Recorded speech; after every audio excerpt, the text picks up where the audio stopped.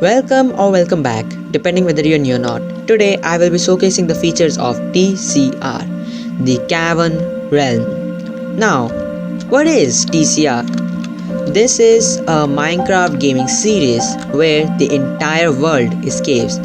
From Y320 to Y-64, it's all caves, with custom biomes and custom structures scattered throughout the world.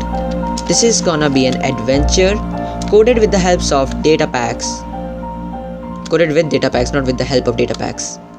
You get the point. I know most of you don't have the time to watch the entire thing, so here are the time frames on the screen right now, and they will be provided in the description too. At first, I will showcase the features of this, and then I will talk about the Datapacks and the generation a bit, and at the end I will answer frequently asked questions such as, will the community be able to play these Datapacks, or like, who are the members, etc, etc. I screwed the pronunciation there. I haven't talked or recorded anything in a while, so prepare yourself. So we'll go right here. There is a gear, some gear. Okay, I think I'm going with the pants now. This is gonna be fun. So as you can expect, there will be lots of dangers throughout the way, because it's going to be all caves, and of course the natural biomes are included. The Lush Cave, the default cave which has no biome is included, Deep Dark and Dipstone Cave are all included as well here. So to showcase the first feature, we'll have to go right here, and boom, we're in the location where the first feature is ready for display. And I would like to clarify this, that oh my god so I would like to clarify the fact, oh my god, how are there so many baby zombies here? I would like to clarify the fact that normal teleportation isn't a feature, that's just here for the feature reveal. Oh my goodness, I'm getting obliterated by these babies.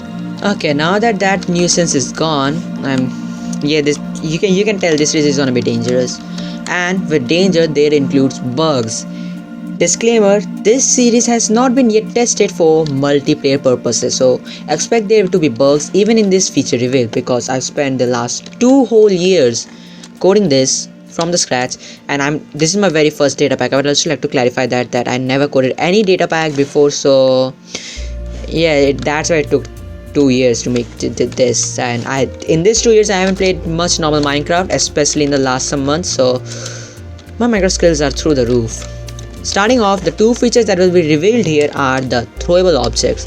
The first item is crafted like this.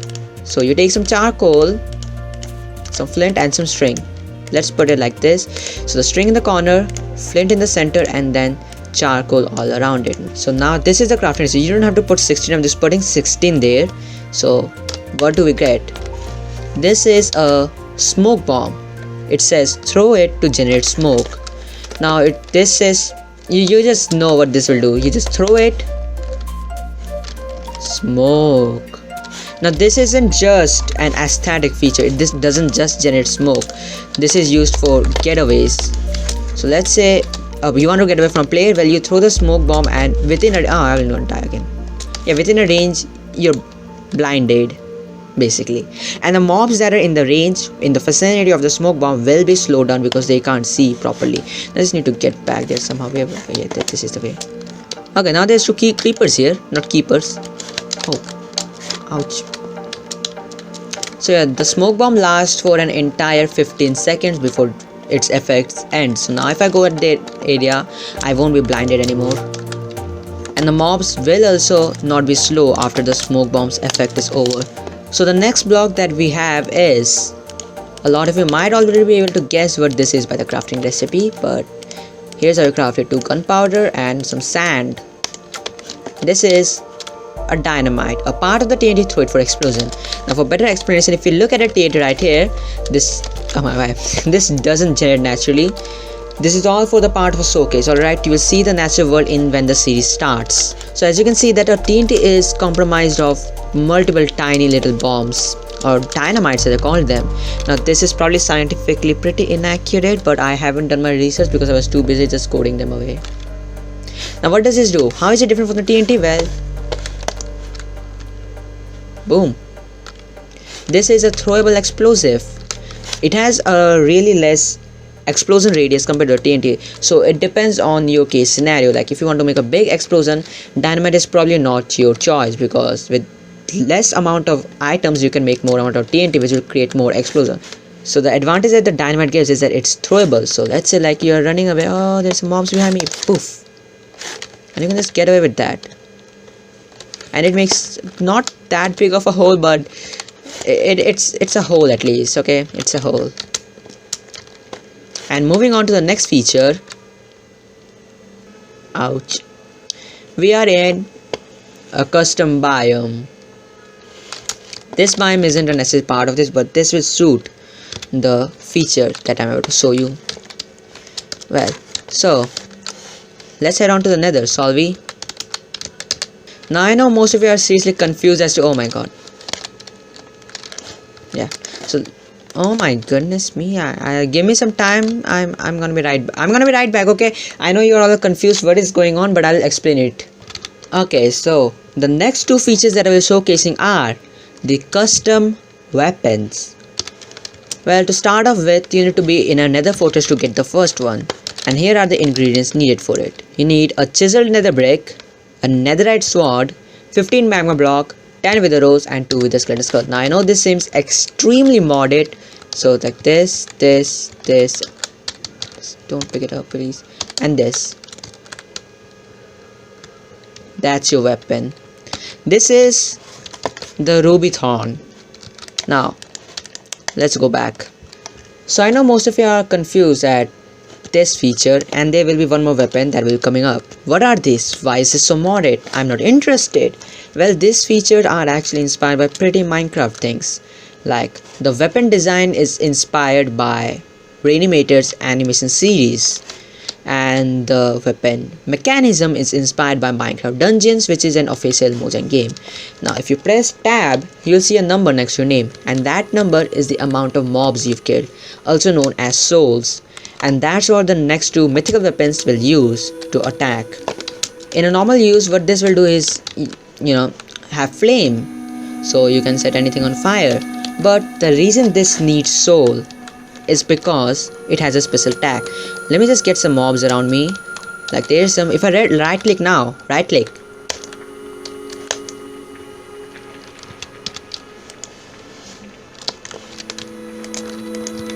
now I know this seems way too overpowered, and it actually it seems more overpowered than I think it would be, but so the reason that this is intended to be overpowered is because that to use this you'll need 240 souls, and if you don't have 250 souls with you at all times, you'll start taking damage. I know you're all confused, but that is the thing. This is way too powerful of a weapon, and it needs souls for its power. So if you can't provide it with souls, it will start eating your own soul, and it will start damaging, and you can't get rid of it. That's the best part. If you once get it, you get it. You can't get rid of it. So I'm here for the next feature reveal, and this is yet another custom biome. So for this weapon, you had to be in the nether, specifically in a nether fortress. Anywhere else you can't craft it. And the next weapon, you can only craft it in this biome. This biome is called icicle. So the way this is crafted is pretty similar. You put, let me just go into a corner. Okay, you put blue ice. So the way you craft this is put a diamond sword, 5 blue eyes, 10 packed ice, and 30 dragon breath. And there it is. Don't fall into the lava. So now I ain't gonna pick it up, because here comes the interesting part. I already own this weapon, the ruby thorn, and that is the icy spire. I can't own both. So the first one you craft is your main weapon. So now if I just pick this back up, I can keep it. But if I pick this up, it's gone. I ain't allowed to use it, because these two are actually opposing weapons. One is crafted with wither and the other is crafted with the dragon. So you can't have both of them in your side. You gotta pick one. You either pick the icy spire or the ruby thorn. Now you've seen what the ruby thorn does. What does the icy spire do? Let me show you. With the help of commands, I can easily actually change which one I own. So now with the help of commands, I managed to get the icy spire, and this is what it says. A mystical ancient weapon forged of ice and the fiery breath of the Ender Dragon. So, what does this weapon do? Let's find some mobs, shall we? So I see there's a spider here, but I don't think I will use it on just one mob. Let's find some more mobs. I'm gonna die, so I think, let's say you're in a picky situation here. This is also for that, a pickle, when you're in a pickle. So let's say you just right click it. This uses 140 souls and it will freeze any nearby mobs, including players. It will actually freeze the players too. So, and the freeze lasts for about 10 seconds. So you got plenty of time to escape. There is not enough mobs to showcase it better now, and I'm gonna die soon. But you get the idea. The thing is that if, let's say, you are trapped with thousands of mobs and you just need to get away, you just right click this and you run away. It will freeze every sort of mob, and there is a 15-second cooldown. And the best part about this one is that this doesn't eat you. So the difference here is that this will freeze and the other one will actually attack. So it's up to you. Are you gonna go defensive or offensive?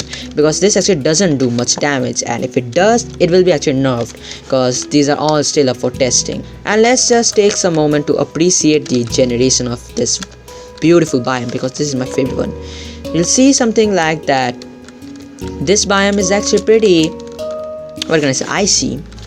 And for any of you who know that ice is transparent, this is here too. You can see through the ice cracks. Let me just turn the brightness up for you. You can sort of see through the ice cracks that what is around. And sometimes if you get lucky, you'll spot things like a fossil. So the second last feature of the day is, I got some 3 cocoa beans. I'm gonna just toss one on the grindstone.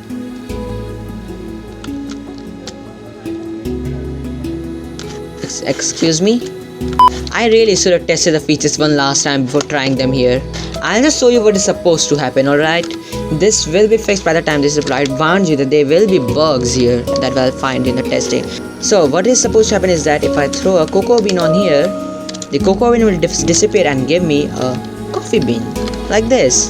The texture is questionable indeed, but this way you can get 3 coffee beans and your cocoa will be gone. So I'll fix it as soon as this recording is over, and I apologize for the horrible recording. I'm just not used to recording videos. I haven't recorded anything for a long time, okay? I apologize. So the next place we gotta go is right here. We got some water, some sugar, and a bucket of milk. So what you do is put fire and then put cold on top.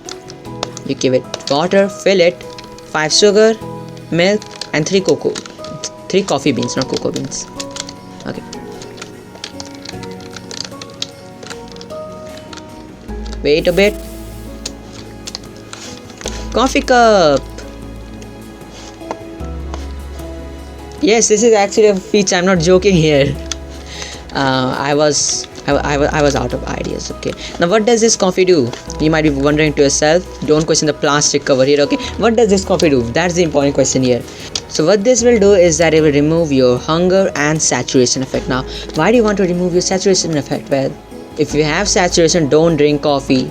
And if you have, let's say you just ate rotten flesh and you got hungry, then well, you can just drink a cup of coffee. Now, the coffee is indeed the most bugged feature so far, and that's why it will need some more polishing. You know, as the series goes on, there will be addition of new features according to user feedbacks and from the community, and then there will be also polishing of old features. Like I will definitely come across lots of bugs with different features, just like I did right now, like with the coffee here, and I apologize for it, but I did tested them before this recording and it was working fine, and now it isn't. So I have to just check up on those every now and then, because you know Minecraft keeps on updating and there will be command changes and such, so you can't really watch out for them. But for our last feature, if I said the last feature would be coffee, I was joking here, because I just remember this is actually the second last feature. So the second last feature is inside this tent. This is one of the naturally generated structures which you can come across of different colors, and yes, this is a natural biome which is super rare because it has wood obviously. This is the forest natural covering biome which is overgrown. So the forest is overgrown over here, that's why you find really tall bursts where mobs can hide. There's a wandering trader here. So Such biomes are really hard to come across and they are very hard to go through. So in this biomes you'll find a tent. There is random loot in this there, and there is this barrel which I placed. This is not supposed to be here. This is the next item and this is how you craft it. So I got some wool. Let's place them here, and scarf. I got a red scarf. You can make a red scarf, a blue scarf, a green scarf and a yellow scarf. Now what do this scarf do? They are nothing but aesthetic. If I hold it in my offhand and wait a bit, it takes some time to wear them. I'm wearing a scarf now. Let me just take off my chest plate and you'll see it better. Yes, there is a scarf. I can wear a blue one. It takes time to wear. Yeah, now I'm wearing a blue scarf. I can wear a red one. Red scarf. Yellow one. Yellow scarf. So you can see that these are pretty cool, and you can't just click them in here. That's not how Minecraft works, sadly. But you can definitely pick them back up. This is just a feature, just to give some aesthetics, some more, player choice as how they want to dress up and such. There was more aesthetic designs and features that had to be cancelled just because they couldn't be supported. Moving on to the actual last feature. A feature that lies in the fog of the misty cave. This cave is surrounded by heavy fog. This cave is surrounded by heavy fog, bats, and let's say a surprisingly weird amount of mobs, including a new mob which I'll just let the players find by themselves. I ain't showing that mob. Let them have some surprise and you'll have to find it what that mob was. So now that you know the basic features and such, and I know I left some of them, but if I just tell everything right now, then there will be no point of learning and finding things out. So that's why I kept them away. This portion of the video now will cover the generation. I'm not gonna show all the biomes or the structures. I want the players to discover them by themselves, but I will show the basic dimension generation. So if you go to about Y320, anywhere close to that, because Y320 is bedrock, you'll find the layer of bedrock that's there. And just like in default Minecraft, if we go down to near the bottom of the world, like around -64, you'll find bedrock. So in Spectator, if you just fly straight up, you can see that this entire world is just caves. There's ginormous caves like this,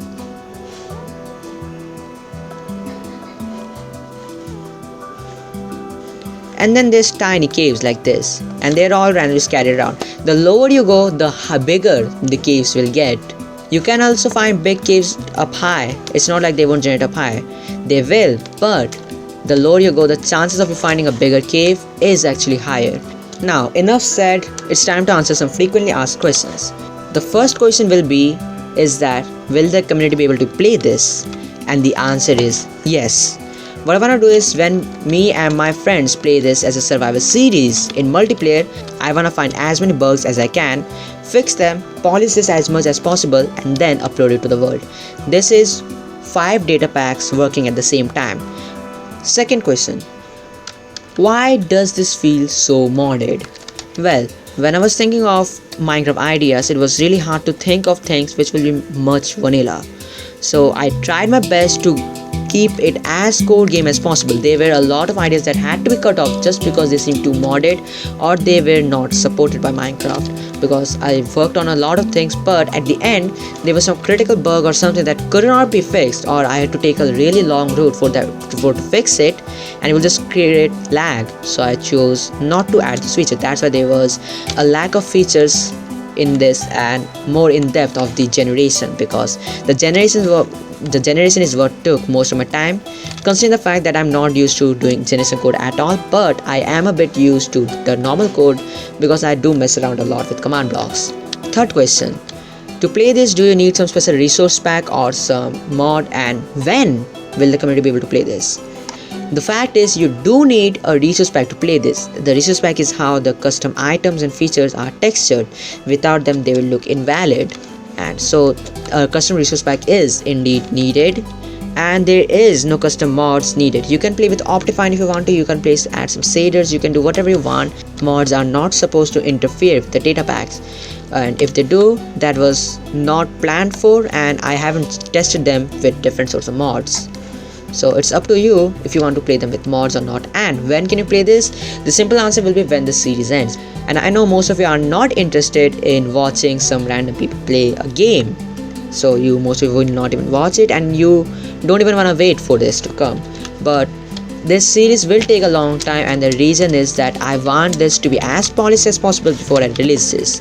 I know many of you are probably not even excited for it at all because this seems such a bad one, but it is a bad one compared to so many awesome things that the community has done. But I'm just a beginner in Datapack, so I tried my best in this, and this is the best I could come up with. Third question: who are the members of TCR? So there are about like 10 members in TCR. The members are me, Pioki Blade, Obsidian Leo, NITE the Panther, Aris, Uprising, Dragoncraft, Howling Wolfie, Nova Glider, Whale, Super. So this seems like a lot of players, I know, but most of them are actually pretty inactive. There's only like 4 to 5 players will be active, and even then it will be pretty hard by to make the time to play this. So this is gonna be a pretty dead server, but I will try my best to make the series as entertaining as possible so people do actually watch it and wait for the final release to come out. And with that said, I would like to thank you all for watching the video. Whether you skipped some parts or you watched all the way till the end, I really do appreciate it. I would love to read some feedbacks in the comments of what you think about this, because I've put a lot of work and effort into the making of this. Considering I don't have any past experience of doing anything remotely similar to this, this was quite a new journey for me, and it was fun. And I will love to read some feedback and what you guys think of this world, the features. I would love to read that. Thank you all for watching. Stay safe, stay sharp along with me, and I'll catch you all in my next video. Bye.